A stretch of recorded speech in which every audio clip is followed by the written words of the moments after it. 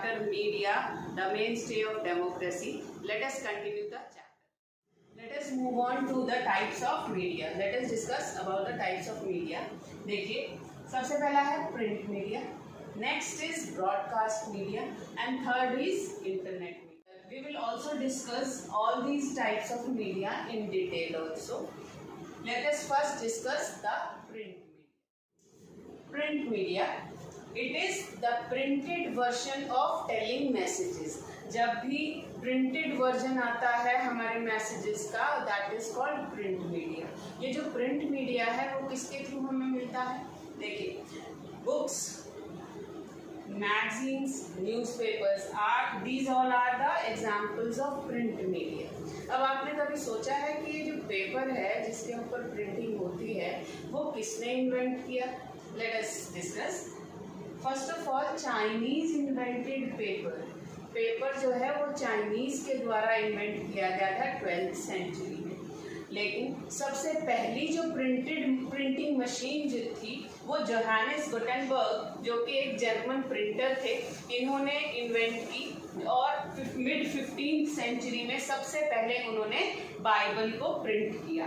यानी Johannes Gutenberg from Germany invented first printing machine in mid 15th century and he printed Bible for the first time. His first printing machine with a type mold was invented by him, but the credit goes to the Chinese for inventing paper in 12th century. Next type of media is broadcasting media. Broadcasting media is the information through electronic media.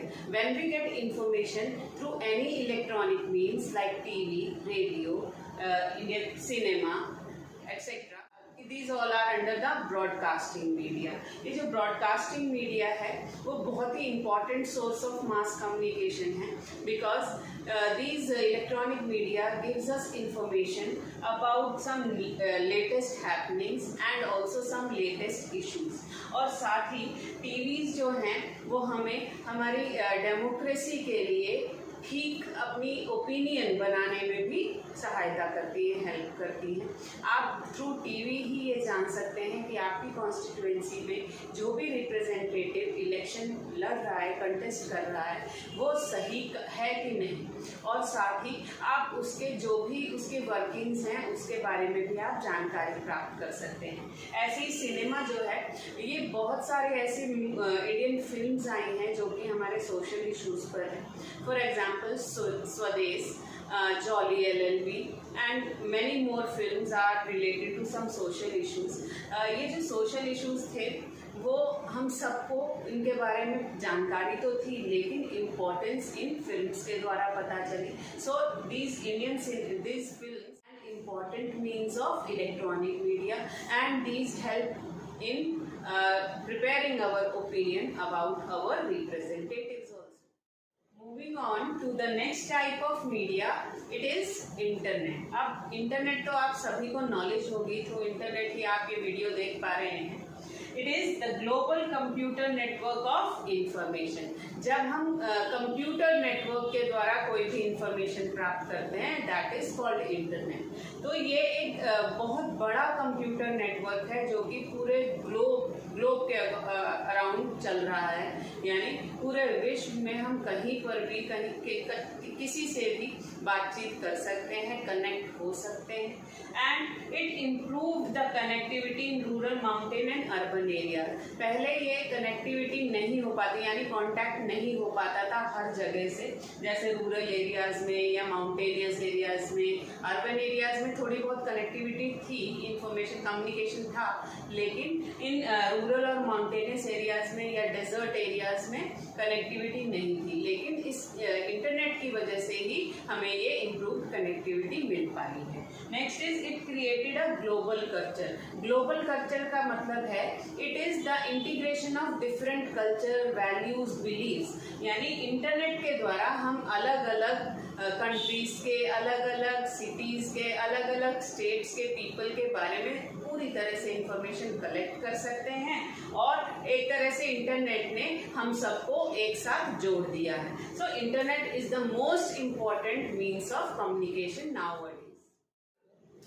Late us discuss the role of money in media. अब देखिए media जो है वो बिना पैसे के नहीं चलता है, बिकॉज आपने बहुत बड़े बड़े स्टूडियोज अगर देखे हैं, अभी टेलीविज़न में देखा होगा तो आपने देखा होगा कि स्टूडियोज़ में बहुत सारे ऐसे इलेक्ट्रॉनिक आइटम्स होते हैं जो कि बहुत ही टेक्नोलॉजिकली एडवांस्ड होते हैं। तो all these technologically advanced materials require money for their upgradation. तो जब तक मनी नहीं है पर्याप्त इनफ रूप से, तब तक मीडिया जो है वो सही तरीके से नहीं चल सकता है। तो टेलीकास्टिंग में बहुत सारे studios, cameras, recorders, lights, editors, news readers, directors, इन सब की ज़रूरत होती है। And all these things require money, all people require money, and this media helps in getting the income to many people also. And after some time upgradation of technology is also required for the studios जब तक technologically advance नहीं होंगे, upgrade नहीं होंगे, जो modern technologies है वो use नहीं की जाएंगी, तो मीडिया की जो इनकम है, सोर्स ऑफ इनकम, वो पूरी प्राप्त नहीं हो सकती। इसका मतलब है मीडिया में हर जगह मनी की रिक्वायरमेंट होती है। Money is very important in media also. Indian channels are many of the Indian channels are owned by big business houses। जो बड़े बड़े बिजनेस हाउसेज हैं उनके द्वारा ही ओन किया जाता है, यानी मालिक जो होते हैं वो बिग बिजनेस हाउसेज होते हैं, न्यूज़पेपर्स के भी, इंडियन चैनल्स के भी, जो कि बहुत सारा पैसा खर्च करके और मीडिया को इम्प्रेसिव बनाते हैं या फिर टेक्नोलॉजिकली एडवांस बनाते हैं, मॉडर्न बनाते हैं। तो ये सब जो है वो उन सभी में मनी की रिक्वायरमेंट है। Advertisement is the main source of income of these telecasting channels और newspapers। आपने देखा होगा अगर आप कोई फीचर फिल्म देख रहे हैं, अगर 2 घंटे की फिल्म है तो it is stretch to 4 hours, यानी 4 घंटे का उसको बना दिया जाता है। क्यों? क्योंकि बहुत सारे ब्रेक्स आते हैं इसमें, और इन ब्रेक्स में मेनली क्या आता है, एडवर्टीजमेंट, जिनको आप एड्स कहते हो, वो एडवर्टीजमेंट्स भी आते हैं। और एडवर्टीजमेंट्स जो हैं वो सबसे मेन सोर्स है इन चैनल्स का या कोई भी मीडिया हाउस का। तो जब तक ये एडवर्टीजमेंट्स नहीं मिलते हैं किसी भी न्यूज़पेपर को या किसी न्यूज़ चैनल को या फिर मूवी चैनल को, तब तक इनकी सोर्स ऑफ इनकम जो है नील होती है। These advertisements are the biggest source of income for all the media houses। जब तक इन एडवर्टीजमेंट्स का कॉन्ट्रैक्ट मीडिया हाउसेस को नहीं मिलता है या किसी न्यूज़ चैनल को नहीं मिलता है, तो उनकी जो इनकम सोर्सेज हैं वो बहुत कम हो जाती हैं, उनकी जो इनकम है वो बहुत कम हो जाती है।